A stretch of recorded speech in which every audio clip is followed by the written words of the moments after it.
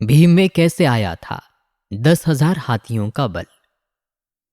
पांडुपुत्र भीम के बारे में माना जाता है कि उसमें 10,000 हाथियों का बल था, जिसके चलते एक बार तो उसने अकेले ही नर्मदा नदी का प्रवाह रोक दिया था। लेकिन भीम में यह 10,000 हाथियों का बल आया कैसे, इसकी कहानी बड़ी ही रोचक है। कौरवों का जन्म हस्तिनापुर में हुआ था, जबकि पांचों पांडवों का जन्म वन में हुआ था। पांडवों के जन्म के कुछ वर्ष पश्चात पांडु का निधन हो गया। पांडु की मृत्यु के बाद वन में रहने वाले साधुओं ने विचार किया कि पांडु के पुत्रों, अस्थि तथा पत्नी को हस्तिनापुर भेज देना ही उचित है। इस प्रकार समस्त ऋषिगण हस्तिनापुर आए और उन्होंने पांडु पुत्रों के जन्म और पांडु की मृत्यु के संबंध में पूरी बात भीष्म, धृतराष्ट्र आदि को बताई। भीष्म को जब यह बात पता चली तो उन्होंने कुंती सहित पांचों पांडवों को हस्तिनापुर बुला लिया।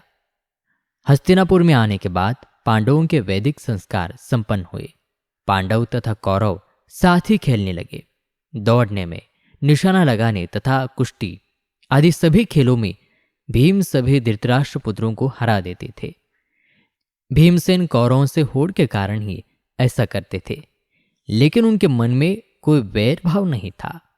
परंतु दुर्योधन के मन में भीमसेन के प्रति दुर्भावना पैदा हो गई। तब उसने उचित अवसर मिलते ही भीम को मारने का विचार किया। दुर्योधन ने एक बार खेलने के लिए गंगा तट पर शिविर लगवाया। उस स्थान का नाम रखा उदक क्रीडन। वहां खाने पीने इत्यादि सभी सुविधाएं भी थी। दुर्योधन ने पांडवों को भी वहां बुलाया। एक दिन मौका पाकर दुर्योधन ने भीम के भोजन में विष मिला दिया। विष के असर से जब भीम अचेत हो गए तो दुर्योधन ने दुशासन के साथ मिलकर उसे गंगा में डाल दिया।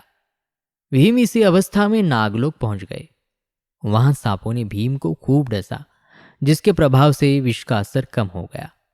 जब भीम को होश आया तो वे सर्पों को मारने लगे। तभी सर्प डरकर नागराज वासुकी के पास गए और पूरी बात बताई। तब वासुकी स्वयं भीमसेन के पास आए। उनके साथ आर्यकनाग ने भी भीम को पहचान लिया।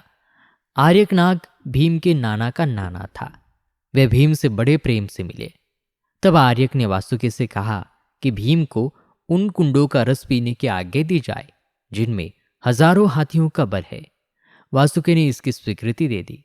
तब भीम 8 कुंड पीकर एक दिव्य शैया पर सो गए।